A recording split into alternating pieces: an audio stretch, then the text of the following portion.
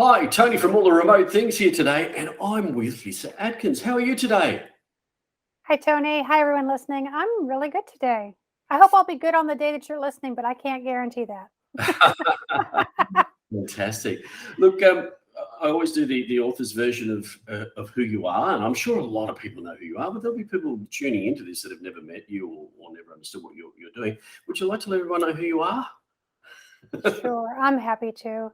I'm most known as a coach of Agile coaches, and I wrote the book Coaching Agile Teams, which is 11 years old now and still going strong. And in its 10th year, I released the audiobook because it was going strong. And that was fun to record it in my own voice and a lot of work.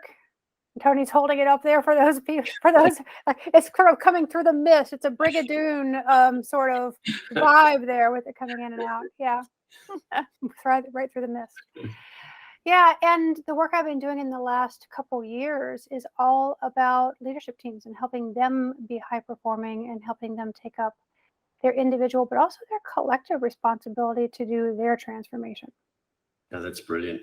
And I myself have done the Agile coaching course with you. So anybody who's watching this, I would recommend it highly. It was one of the highlights of my coaching career. And I'm not saying that just to gild the lily. It really was. Thank you. Yeah. When we owned, up to the point that we sold Agile Coaching Institute about 4 years ago, we had worked with 10,000 people. And so although there's always more to do, I can look back at that and say, we did our part. You did, and people like myself and many of my compatriots that went through that, we've gone on to things and we carry that with us. And that dog-eared copy of that book is still my friend. I bought that back when you first released it, and I still recommend it to people. Which brings me to the point. It's so poignant, most of it still in today's audience, and I think you've just re-released it, but you've released it as an audiobook. Talk to me a little bit about that. Well, when I was thinking about doing the audiobook, I had the chance to write a second edition of the book because surely things have happened in the last 10 years. Surely there needs to be an update of it. That was my thought. And as I read it, I'm like, nope, that's still valid. Nope, that's still valid. Yeah, we're not as good at that as we need to be. Yeah, we still are working on that. So it turns out that really everything that's in that book is still valid. We're still practicing. We're still getting good at it. And so I decided not to write a second edition because what I would have done in the second edition was simply point to other people's good work. And while that was useful, 10 years ago, sort of like pulling things together for the first time, starting to codify what is this thing called Agile coaching, now it would just be gratuitous. It would be for my own benefit. So I didn't want to do that. So instead of writing a second edition, I did a 13 podcast episode with the Women in Agile podcast where I just pointed to here's all the state of the art of Agile coaching. Here's who you go to for this, and here are new models that I'm using, and here's an update on that. So all of that is out there for anyone to tune into to get sort of the latest things. But when I recorded the audiobook, it was true to the original. Just a few words changed here or there, but the content is the same. Yeah, and I think it's a point. But so in a way, it's fantastic that the book is still valid, but it does shape to the point that we've done a lot, but we haven't done enough. And how did you feel in that sense? Yeah, I mean, so every time I say something like that, my husband's like, "You get so down on yourself. Look at what you've done." No, he's such a great fan. Everyone should have a partner like him. So here's the thing. What we're trying to do is help people develop their internal leaderfulness. We're helping people develop their mental complexity. We're doing things that are not going to be done overnight or even in a decade. I think what's happened to all of us is that the context we're working in has changed so much, and not just because of the pandemic, but this has started well before that. Sort of like the exponential tick up of change. That curve started getting pretty steep. I don't know, when did it happen in my life? 5 years ago, 7 years ago, something like that. So it's been a while, right? So it's not surprising that we adults in the business world are not really a match for the complexity of the situations we find ourselves in. And so, since that's the job we're up to, I'm not surprised that we haven't sort of like gotten it all done and tied up with a bow and ta-da. It's not as Yeah, no, easy as that. I agree with you. I think, and from my point of view, something that I see working across the world, which I've been lucky to do recently, is the other thing I think is there has been a real gravitation to this, how do I put it nicely, scaling kind of models, and scaling organizations with these models that supposedly cure everything. Now, I'm not ragging on them, but what I see is when you do that, is that there's a lot of focus on the practices and the processes and things like that. But the very things that we talk about in agility get lost. And in terms of the coaching of that as well, you end up with a lot of people coaching lots of different disparate types things. What's your thoughts on that? Well, I think a lot of what we're going for with agility can easily get lost. And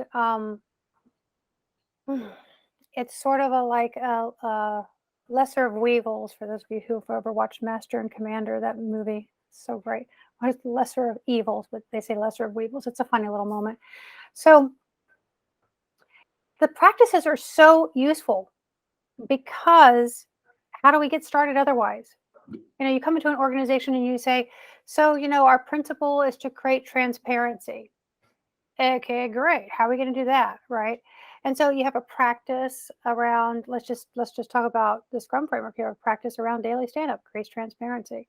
If you talk about these scaling frameworks and you're doing some work, reducing work in progress in the organization, and you're really doing a good job with stakeholders, prioritizing things, you're putting the things that you want to prioritize out into public space, probably for the first time that people are seeing them out in public space together, and that creates transparency. So, the practices are a good lever into the thing we're going for. And I think what we're into, and uh, organizational development people have been saying this for decades now, that basically what organizations are doing is they're trying to meet complexity with overcomplicated processes. Yeah. And it just is going to continue to grind the gears. So I think that's the limitation a lot of people are running into. Yeah, yeah, and I think the nail that you've hit on the head there is when you have that complexity, and then you're trying to do that with all of that. Leadership has a problem then as well, because that That's right. it's really easy. And I was talking about this yesterday when I was talking to somebody on one of the other podcasts that I was doing, and it was literally sort of saying it's really easy to poke holes in leadership at the moment, right? Bad leader, but is that the case, right? So a lot of them are caught in this: how do we change, how do we move? And my organization's just got this agile thing happening. How do I do that? And that sort of is a good segue into what you're doing with your executive coaching and your leadership coaching. So I thought it might be worthwhile sort of just exploring that a tad as well. I for so many years heard from agile coaches all over the world when I was working with them, as a teacher of them and as a developer of their skills, kept hearing, yeah, but my leaders don't get it. I mean, and that started to be more and more of a chorus until finally it was a symphony, and then finally it was like drowning everything else out. And so after closing down my involvement in teaching agile coaching, I really sat with the question for a long time, like, where can I have the greatest impact? And I thought, well, let me go to the new bottleneck, because the new bottleneck is leadership. And I looked at what is being offered to leaders from Agilists. And a lot of what's being offered is like totally useful. It's knowledge about, like, what is a leader of an agile organization? How does a leader be agile enabling? All of that sort of stuff, super useful. And I had been maturing my own leadership using something called the Leadership Circle Profile for, I guess it's been like 8 years now that I've been using it. And we used it with our enterprise agile coaching students. So I had a lot of experience with that. And I'm like, that's the thing they need. That's the thing leaders need, because they need something that is completely relevant to the challenges of their everyday. Agile knowledge is nice, but it's not relevant to the quandary they're in and day out. And so there has to be some sort of grit, some sort of gritty place, some place where they feel just a tiny bit, unskilled or a tiny bit not a match for what's going on. And that leadership circle profile absolutely creates the conditions for Agile to flourish in an organization simply because it helps the leader move from something called problem reacting to outcome creating. And then along for the ride comes all the competencies that we need leaders to have on board to create the conditions for Agile to work. I mean, they want it to work, but they just don't understand how much they're in the way of it working. Yeah, I agree. I agree with you. If I think 5, maybe 10 years ago, right? When I'm working with an organization or trying to help an organization, it would be about why should I go Agile? Now it's not. It's okay. I understand why I need to work in this Agile frame, but how do I do it? And that's exactly what you're saying there. And how's the uptake with the leadership being? Because it often takes strong leaders to admit that they need help. Well, I have to tell you that I don't necessarily work with a lot of Fortune 100 companies. Those leaders are quite entrenched. Many of them are leading organizations that are already in hospice care and probably should go ahead and depart the earth very gracefully and make room for other things. But that's not what's going to happen. They're just going to keep those organizations on life support as long as possible. So, the people who come to me are typically a little bit younger. They're in their 30s, maybe their 40s. They are willing to realize that the complexity of the situations they're in and the rate of change that they're experiencing puts them in over their heads. And they're willing to look at their part in it, And I don't necessarily need like the most enlightened leaders in the world to be able to benefit from this, but I do need people who are willing to just like, if we tried Scrum and it hit a brick wall, and then we tried Kanban and it hit a brick wall, and then we tried scaling, we did the safe thing and that hit a brick wall, and now we're talking about business agility, and that seems like it's going to hit a brick wall. Like eventually, as a leader, you got to say to yourself, what is my part in all these brick walls? Yeah, I agree with that. I think that's a very good synopsis of it.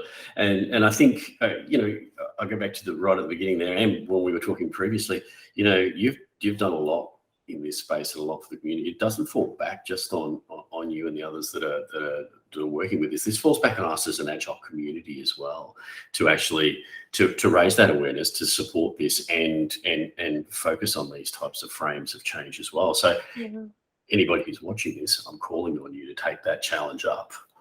Yeah, and what I would say is you can't give to leaders what you don't have yourself. And so I think for us, if we want to help leaders make any kind of shift in mental complexity and in range of being able to handle, just a broader range of really difficult situations, situations that challenge them internally, we've got to develop ourselves first. Yeah, I agree. And just a thing that I see, and I guess, I've been doing this for quite some time as yourself, and what I see is that people go through a coaching course, if you like, or an Agile certification, because I don't want to get into the certification thing, but essentially that just doesn't qualify you to then go and tell leaders how.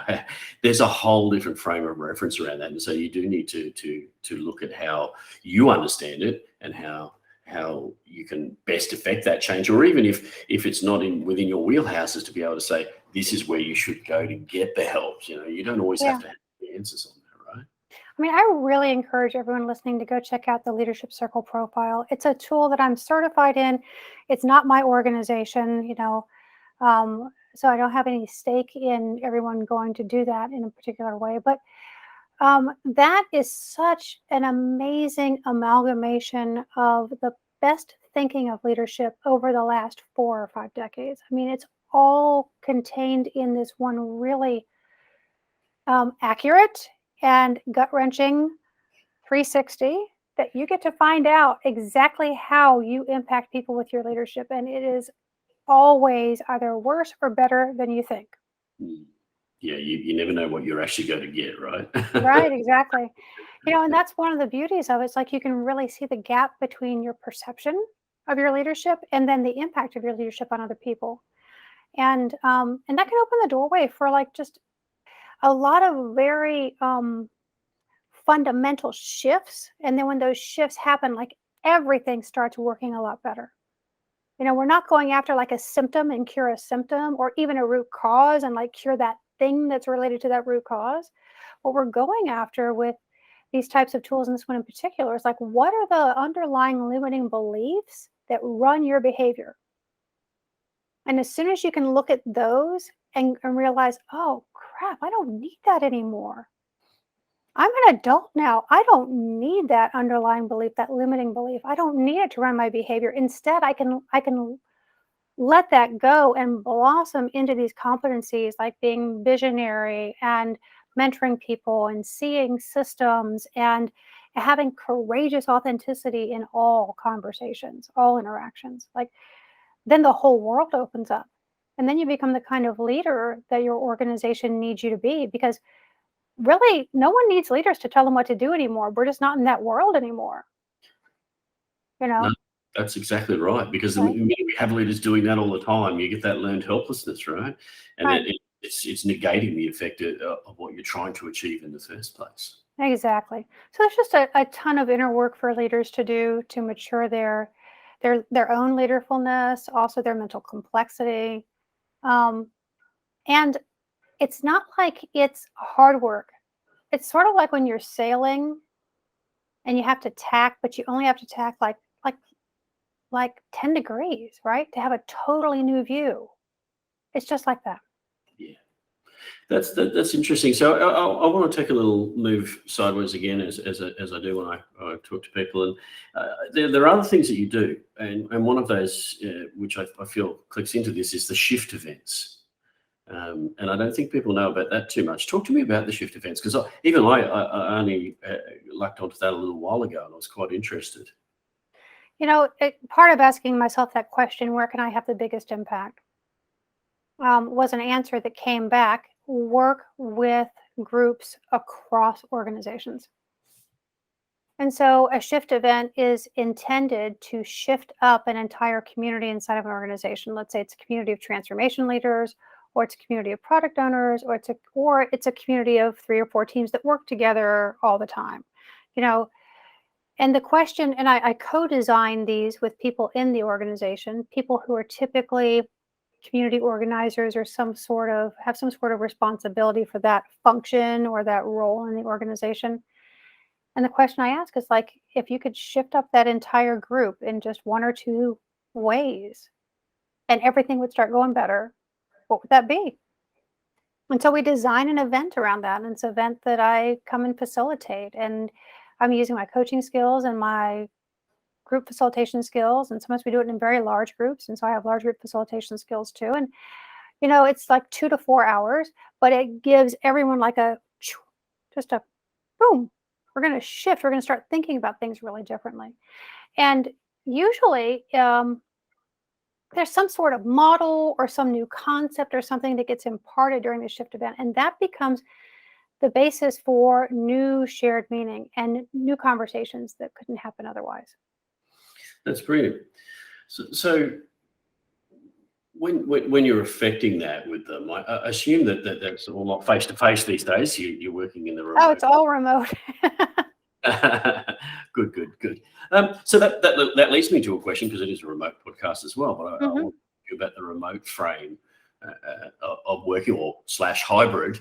How are you seeing that in terms of the agile community and agility itself? And let me sort of frame that out, because we had a bit of a conversation about that before. But if you think about most dyed-in-the-wool agilists who've been doing this a long time and have been around this, one of the premises is that you bring people together in a room and you have co-location and all those types of things. And of course, now we've obviously gone into this remote frame, whether we wanted to or not.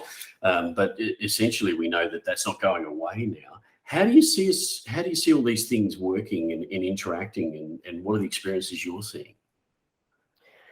Well, now that we see how well remote actually does work, and I believe it does for many things, the question I'm asking myself is, when does in person really matter? When is it worth the sacrifice and the investment, both in people's time, but also the carbon footprint to move people around? So those are the types of sacrifice and investment I'm talking about. Um, So it's an open question for me, Tony. It's like, and I'm really just taking it case by case right now. It, um, when is it worth it to bring people into the same space?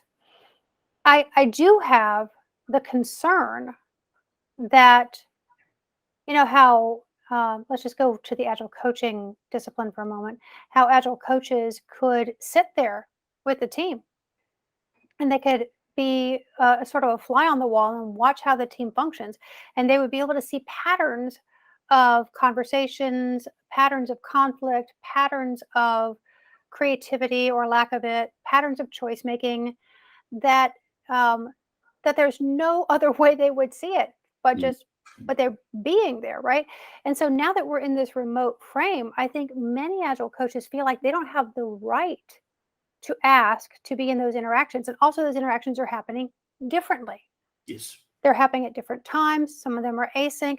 And so I do think we might indeed lose, if we're not careful, we might indeed lose some of the upside of what coaching a group can bring if the group is always just in transaction mode and not in meaning mode and not in improving their patterns of how they work together mode. Yeah, and I wholeheartedly agree. And I guess that's, a little plug on my side is that that's the species of the remote agility framework. Is that our whole of species is to actually make remote working better, and Hmm. thinking about those things, right? Because you're exactly right. If you can end up with a very disconnected community of Yeah, people, disconnected from leadership, disconnected from strategy, disconnected from the ability to coach. right. And I think this is a very temporary moment we're in with these two-dimensional tools that we're using right now. Um, oh, was it before the pandemic or early in the pandemic? I can't remember. But my husband and I got into VR because I'm like, hey, it's not long now, especially with the pandemic. It is not long before we are all wearing VR gear of some sort, and it feels like we're in the same space. And I got to tell you, when I am in VR and someone hugs me, it feels like I'm being hugged. So there is something so amazing coming down the pike for us in terms of these new technologies. And I think it will feel, I mean, not long. I mean, maybe in a couple years, it will start to feel like we're in the same physical space when we're not. Yeah, there's been so many advances like VR, even in the tools like we're using right now. There's a plethora Hmm. of tools that have gone from when we first started doing this was Teams and Zoom, and everybody was. But now there's a lot of interactivity being built into the platforms, and there's thought about how do you do the breakout rooms better, and all those types of things. Even a platform I was looking at the other day had games built into it, so people could they could Hmm. play these games. In my team, even for remote AF, we did a remote escape room, Oh, awesome. which Fun. was absolutely brilliant. Yeah, bank robbing. I have to say there were some personalities that came out of that. You went, really? Okay, Oh, but for sure. you think about that afterwards. Is we were able to have these conversations and these jokes that you would normally get when you were working in a So normal. that's so important. That's so important. Yeah, One of the things that I used to always say to teams when I was coaching them in person was there's no substitute for being in the same electromagnetic heart space. yeah, yep. But I wonder if VR is going to get us close enough. It might be interesting. You Yeah, know? it's going to be something we have to watch. And I think as a community, the agile community has to embrace these things because it's only going to continue to move that way, and we have to Yeah. work. We're going to work in those frames. Could I want to go a little bit deeper in that because you Go mentioned for it. something there, and it was something that you and I were chatting around. But it's really about that planetary level of responsibility that we can make changes in, and you're very passionate about that, and it rings home with what Remote AF thinks about it as well. Talk to me a little bit about your thoughts about that. I've been holding a question in my heart for the last few years, and it's a question of, what do we agilists know how to do, and how do we know how to be that can be useful to people who are already working on our planetary level challenges, people who are already working in climate change, people who are already working in disaster recovery, in sex trafficking and poverty, and all of these intersected and interrelated challenges. I've been studying collapse lately, the notion that we are maybe already in a collapse. And the question I'm really holding, the question actually Margaret Wheatley, one of my favorite leadership gurus, asked is, who do you want to be as a leader while we're in collapse? And for me, the answer is not different. I mean, I want to help where I can help. So there's sort of two levels I'm coming at this from. One is that I want to do my very best to spark a worldwide set of conversations in the Agile community around this question of, given what we know how to do and be, what's our calling, what's our opportunity, what's our role, and maybe even what's our imperative, And then the second level is, let's go out and experiment our hearts out. That's what we do. We're like really good at empiricism. So like, let's go out and co-deploy with a disaster relief organization and find out what are they already doing that's just perfect. We don't need to mess with it. But what do we know that could make their response even better? That's just an example, but there are so many places for us to do this experimentation. Yeah, that's brilliant. I think that's a great call out to the community in general. I think a lot of us think about it, but do we do it? A lot of us talk about it, but have we actually done anything about it? And me too. Me too. I mean, I got awake to our planetary crisis about 12 years ago now. And have I really done much about it? No, not really. I mean, I just sort of go about my daily life. I get involved in building a company and I totally lose sight of it. And then I remember again, then I get like depressed and despondent for a while. And then I'm not doing enough. And then something else comes along. So this is our distraction. So and I'll just speak about it for myself and just check it out, Tony, and everyone else who's listening. Like, does this happen to you too? If you are feeling the drumbeat of our existential crises, and there's more than one, are you allowing yourself to be distracted? I know I do. I just can't take too much of it at one time. Yeah, it's true. You know? Yeah, so I think it's the interesting thing is that we should apply Agile to what we're in exactly the same way we're trying to deal with this. So thinking about this, and it's really doing it in small incremental steps, right? That's right. Small interventions, the small changes that we can make, even from the remote frame of mind. One of the things we talk about there is that starting to work in this remote has done a lot of things. And I was talking to you. I live on an island. I would travel 3 hours, a small community. And whether we were ready for it or not, we got thrown into it. But now a lot of people are going, this is great. And, you look at the footprint change. Like I will never go back to working the way I was. Me neither. And, so emissions, cost, electricity, all those sorts of things, right? So, yeah, it's brilliant. Mm-hmm. Yeah, I won't be hopping on a plane without a second thought anymore. That's for sure. Yeah, that's exactly right. You think about it and go, do I really need to go? For traversing to the main city that we have, I have to actually think to myself, do I really need to go there? Can I do it in another way? So yeah. Look, it's been fantastic, and we're pretty much at the end of the time. And I really do thank you for taking the time, because I know you're very busy. You have a big schedule, so thank you for appearing on all the remote things. And I know you moved just recently, or you bought a property. Oh, I haven't moved. I bought a property in Portugal. So this is part of like looking out to a more collapse-resistant future, actually. So our property in Portugal, as soon as we put solar panels on the main structure, there's three different, there's like a main house and a pool house and a big annex for animals, and there's some land.